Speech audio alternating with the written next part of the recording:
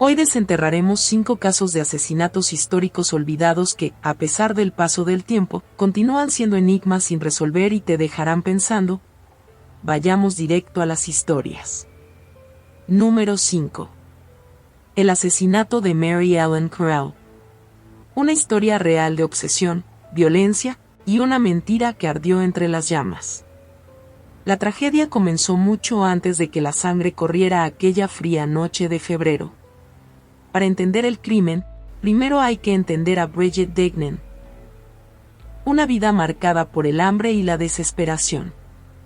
Nacida en 1844, en el condado de Sligo, Irlanda, Bridget llegó al mundo en uno de los peores momentos de la historia irlandesa, la Gran Hambruna.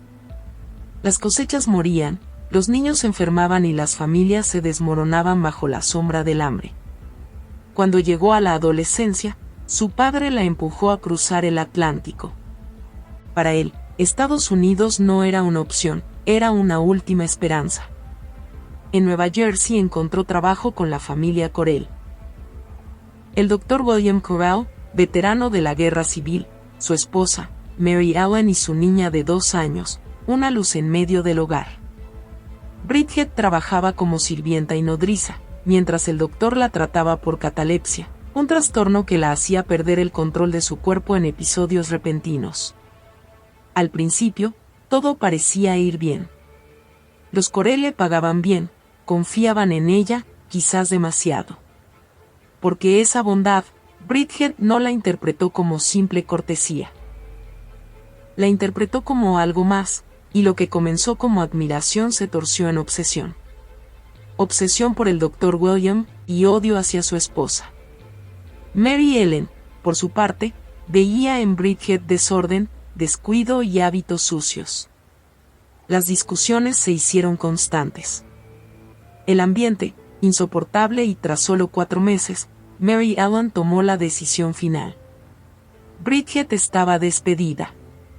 Un simple acto laboral, pero un detonante emocional devastador. Para Bridget, no era solo perder un empleo, era perder al hombre que creía amar. Y ser humillada por la mujer que más odiaba. 2 días después, el 25 de febrero de 1867, Bridget trabajó su último día. Y pasó cada minuto ardiendo en ira.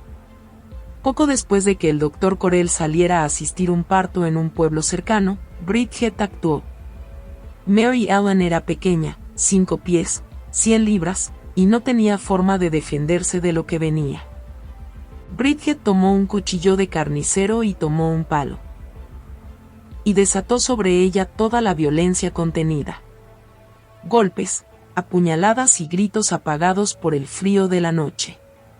Cuando todo terminó, Mary Ellen yacía destrozada, pero el horror no acababa ahí. Bridget necesitaba una historia, necesitaba confusión, necesitaba fuego. Roció la casa con queroseno y la incendió, luego, tomó al bebé y corrió hacia la casa del reverendo Charles, descalza, temblando y cubierta de nieve. 2 hombres entraron a la casa, mataron a la señora, la incendiaron. Yo escapé con la niña. Eso afirmó al reverendo. Pero su historia cambiaba cada pocas horas. 2 desconocidos, luego 2 vecinos, luego otra sirvienta, luego otra mujer irlandesa. Un mar de contradicciones. Y entonces aparecieron las pruebas. Una mancha de sangre en su falda, el olor penetrante de queroseno, su relato incoherente. La policía dejó de buscar sospechosos. Ya tenían a la asesina. El cuerpo de Mary Ellen había sufrido más de 20 heridas, mordidas, mechones arrancados, hematomas. Un ataque pasional, caótico, feroz. El 31 de mayo de 1867, Bridget fue declarada culpable. La sentencia, la horca. No lloró, no rogó, no mostró nada. Antes de morir escribió una confesión, admitiendo que había planeado el crimen durante semanas. Aunque, incluso hoy, algunos creen que esa confesión pudo haber sido forzada. Tras su ejecución, La prensa la describió como una mujer inmoral e inhumana, desprovista de toda belleza. Quizás injustamente, quizás con crueldad. Pero el crimen, brutal y calculado, hablaba por sí solo. Hoy, el caso está cerrado. La historia, sin embargo, sigue viva. Un recordatorio trágico de cómo la obsesión, el rechazo y el odio pueden incendiar no solo una casa, sino una vida entera. Número 4. El asesinato de Mary A. Hitchcock. Una historia real de engaños silenciosos, tensiones ocultas, y una noche que terminó bañada en tragedia. Antes de que corriera una sola gota de sangre, ya había señales de que algo siniestro se estaba gestando en la vida de Mary Antoinette Hitchcock Wakeland. Una mujer marcada por la pérdida, y por una causa. Mary Antoinette nació en 1834 en Nueva York, rodeada de ideales religiosos y disciplina. Cuando tenía 11 años, su familia se mudó a Wisconsin, un territorio todavía joven y con muy pocas oportunidades educativas. Ese paisaje duro, de caminos sin trazar y escuelas improvisadas, moldeó su carácter. En 1852 se casó con Alfred Hitchcock, no el cineasta, claro, y continuó enseñando incluso después de la boda. Cuando él se convirtió en ministro, la pareja se dedicó al servicio comunitario, un compromiso que Mary adoptó con fervor. Pero la tragedia llegó pronto. Primero murió su esposo, luego su padre. Y Mary, aún joven, se encontró sola, con el duelo mordiéndole los talones, pero con más determinación que nunca. Se volcó por completo al activismo social. Su fuerza, su voz y su intelecto la llevaron a convertirse en presidenta de distrito y vicepresidenta estatal de movimientos de reforma, especialmente en las campañas de templanza. Una mujer respetada, admirada, intachable. Hasta que volvió a casarse. En 1894 contrajo matrimonio con Wilson Wakeland, un hombre de presencia seria y carácter reservado. La unión, sin embargo, tenía grietas que muchos preferían ignorar.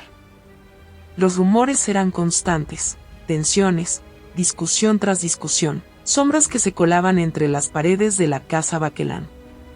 Nada violento, nada visible, pero siempre había un murmullo alrededor de ellos. Y entonces llegó la noche en la que esos rumores cobraron forma. Era cerca de las 11:30 de la noche cuando S.P. Robertson, un granjero vecino, despertó sobresaltado por golpes frenéticos en su puerta.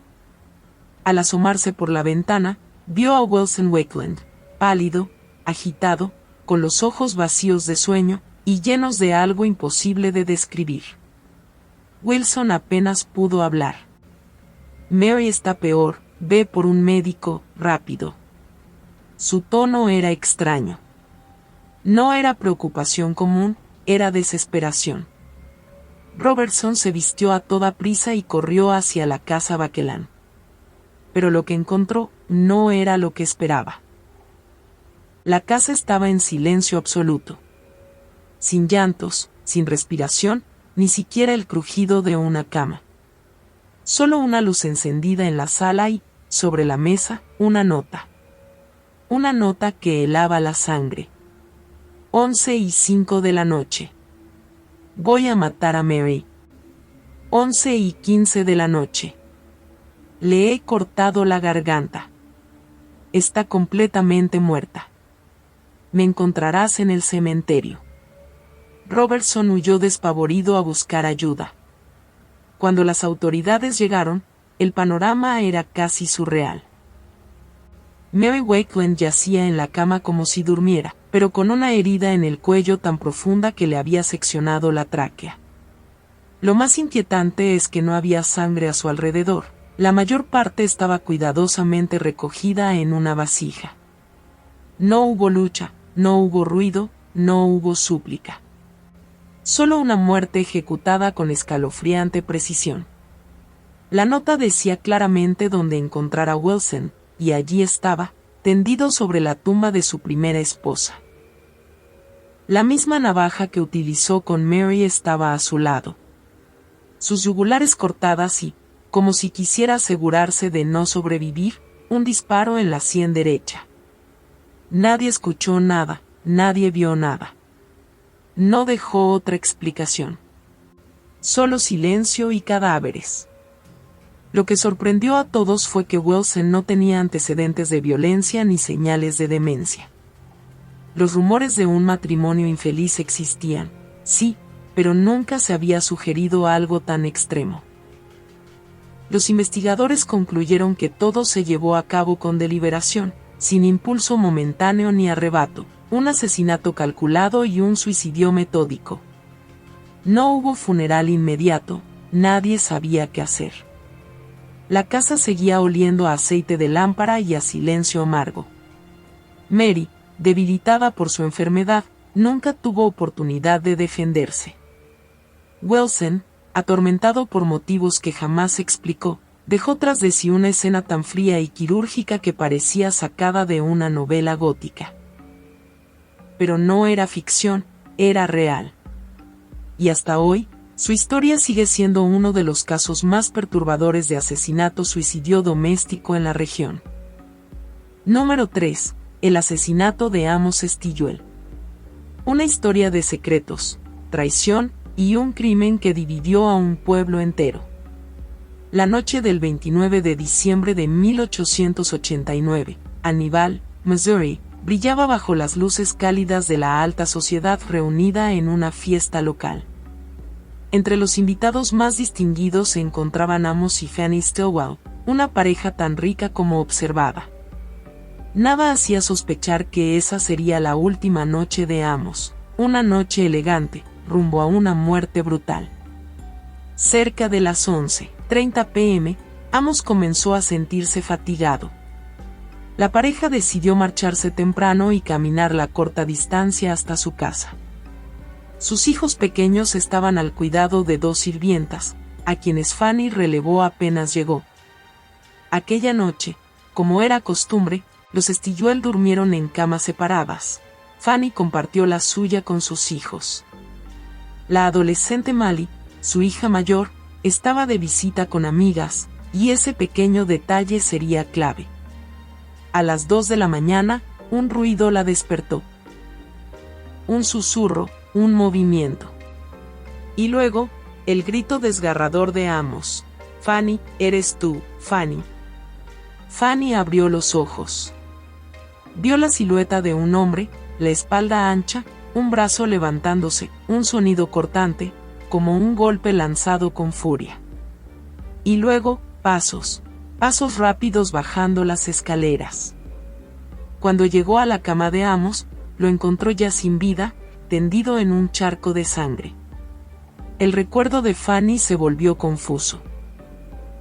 Gritos, los niños llorando, sus pies descalzos corriendo hacia la casa de los vecinos, los Leage, en plena madrugada.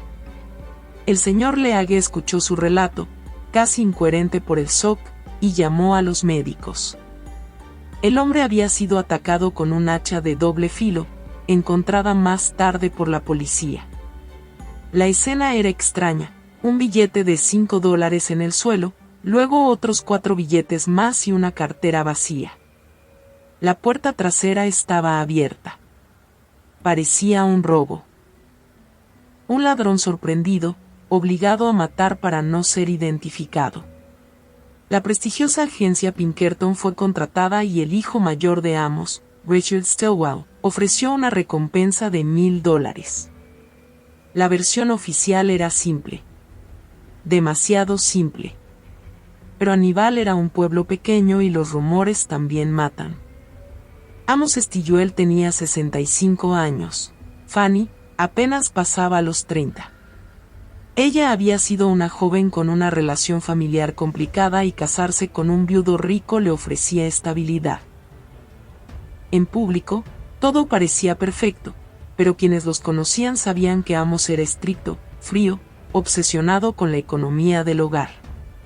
Y Fanny tenía un confidente, el Dr. Joseph Sehern, un médico joven, carismático y servicial.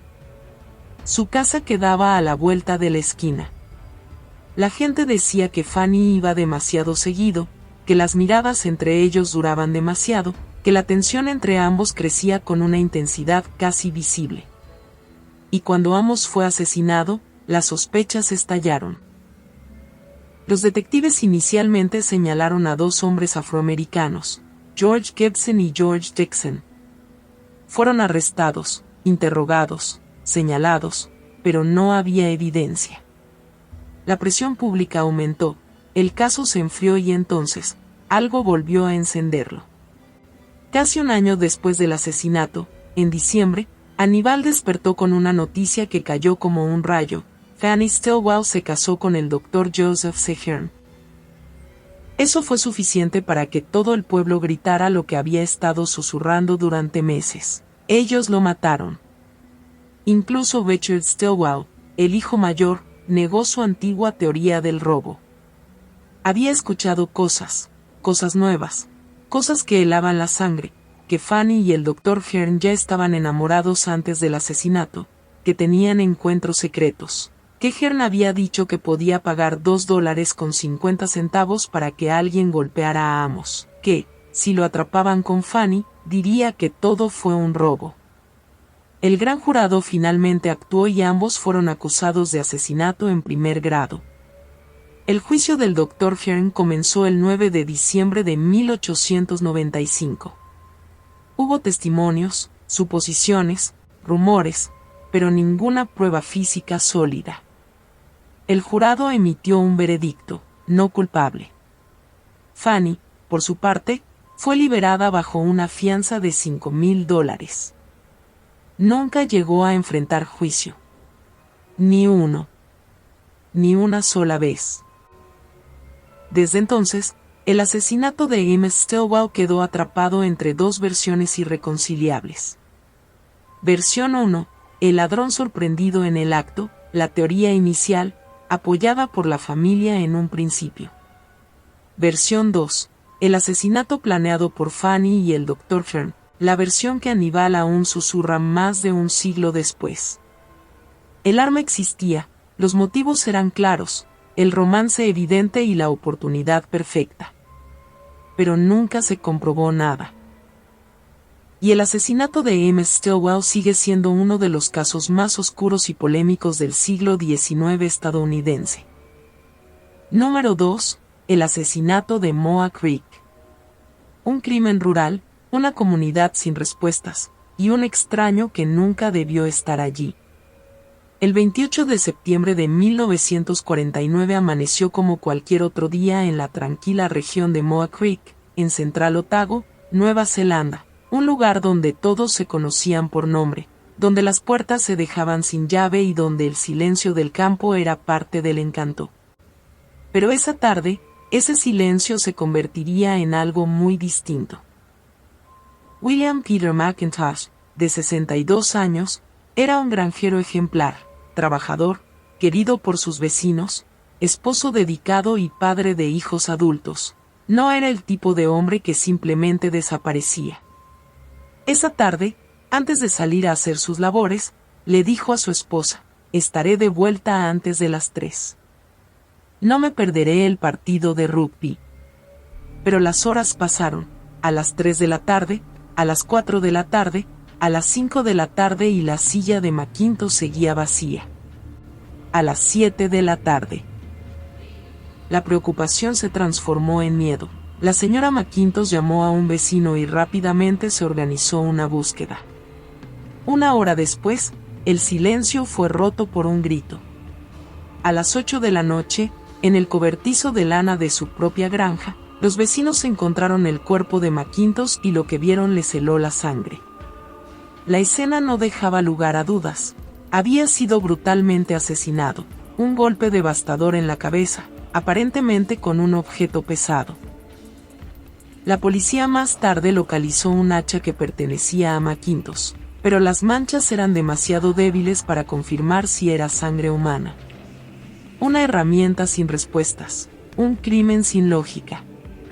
La señora McIntosh recordó algo inquietante. Poco después de que su esposo saliera, escuchó el sonido de una puerta del corral cerrándose. Cuando se asomó, vio a un hombre desconocido acercándose a la puerta trasera. No era un vecino, no era alguien del pueblo. El hombre preguntó por la ubicación de otra casa. Parecía perdido, o eso quiso aparentar, pero la persona a la que supuestamente buscaban nunca lo vio llegar, nunca lo vio pasar, nunca lo vio en absoluto. Como si el extraño se hubiese desvanecido entre los pastizales, o como si nunca hubiera estado ahí para lo que dijo.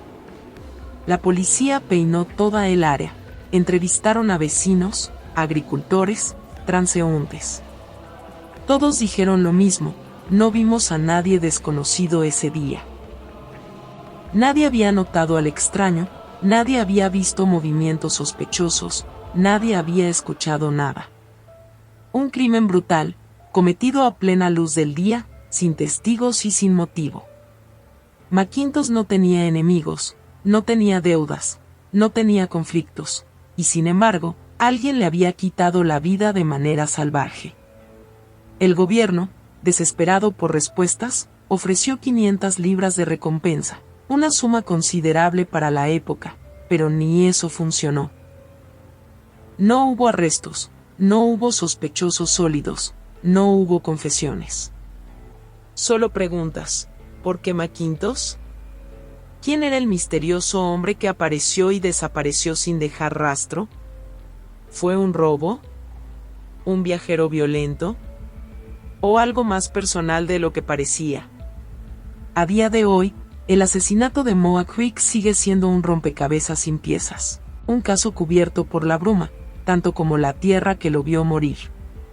Un crimen silencioso, cometido en uno de los lugares más tranquilos del país. Número 1. El caso de Sofia Maria Ekvall.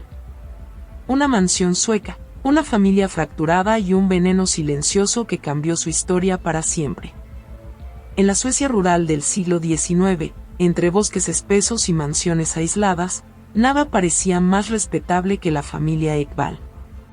Pero dentro de la gran mansión Atar, al sur de Linköping, se gestaba un secreto mortal. Sofia Maria Ekvall nació en 1826, hija mayor de Per Ludvig Ekvall, descendiente de un influyente estadista sueco. La familia tenía dinero, nombre y una reputación impecable. Excepto por un detalle del que nadie hablaba: Per Ekvall era una sombra dentro de su propio hogar, un hombre deprimido, alcoholizado, abusivo. Un tirano de puertas adentro. Y Sofia, su hija mayor, era quien sufría más su autoridad. El 28 de mayo de 1845, Per Ekvall cayó enfermo. Al día siguiente parecía recuperado, pero 8 días después, una recaída lo dejó postrado. Entonces ocurrió algo inquietante. La sirvienta Maja Forsberg y una de las hijas menores también enfermaron. Esa misma noche, Maja murió. Un médico fue llamado de inmediato y lo que encontró no dejaba dudas: habían sido envenenadas. Les administró un antídoto a Per y a la niña, la pequeña sobrevivió. Per, no. Cuando Ekvall pareció recuperarse, su esposa, Helveg Christina, le sirvió una sopa de avena. Esa fue su última comida, murió esa misma noche. La autopsia y los expertos fueron claros: la sopa había sido envenenada. Y quien la preparó fue su esposa. ¿Accidente? ¿Venganza? ¿Encubrimiento? Las sospechas estallaron inmediatamente. La esposa de Per acusó a una sirvienta, Hera Tormen. Dijo que Eda había dado a luz en secreto, que con ayuda de Maja había matado al bebé, y luego había matado a Maja para ocultarlo. Una historia retorcida, casi novelesca. Pero había un problema: no tenía pruebas. Pronto Eda fue arrestada, pero no por homicidio, sino por la supuesta muerte de su bebé. Mientras tanto, otro sospechoso emergió: Wilhelm Ekvall, el hijo de 18 años de Per. Se rumoreaba que él era el padre del bebé oculto de Eda. ¿Tenía eso algo que ver con el asesinato? La policía no lo descartó. La investigación dio un giro cuando descubrieron que la hija mayor, Sofía María, había comprado arsénico en la farmacia. Dijo que lo necesitaba para limpiar un vestido de seda, pero nadie creyó esa excusa. Dylan fue liberado y la mirada de todos se centró en ella. Sofía fue arrestada. Pasaron los días, semanas. Finalmente, quebró. Confesó haber preparado un sándwich envenenado y dárselo a Maya Forsberg, en presencia de su madre. Afirmó que su madre lo sabía, pero no participó activamente. Sin embargo, más tarde cambió su historia. Esta vez acusó abiertamente a su madre, dijo que Helveg Christina había sido cómplice, arquitecta, fuente del veneno. La madre lo negó todo. La policía, sin pruebas físicas contundentes, liberó a la esposa. También liberaron a Hedda Thurman.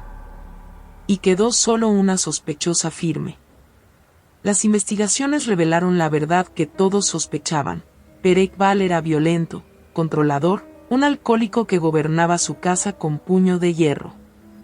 Y había hecho algo más, le negó a Sofía el permiso para casarse con el hombre que amaba. Ese fue el detonante. El combustible del veneno. Sofía María Ekvall fue declarada culpable del asesinato de su padre, Per Ekvall, y de la sirvienta, Maja Forsberg. Su sentencia: la muerte. Pero la historia no terminaría allí. Sofía apeló directamente al rey de Suecia. Y, sorprendentemente, el rey le concedió clemencia. Su condena fue modificada a 28 días a pan y agua, seguido de cadena perpetua. Pero incluso eso no duró. En 1876, Sofía fue liberada. Mientras tanto, la madre, Helveg Christina, la mujer envuelta en sospechas, acusaciones y sombras, continuó viviendo tranquilamente en la mansión Attar hasta 1849. Sin cargos. Sin juicio. Sin castigo. Si te gustaron estas historias, no olvides comentar cuál fue la que más te impactó, suscribirte y comparte. Nos vemos en los próximos casos.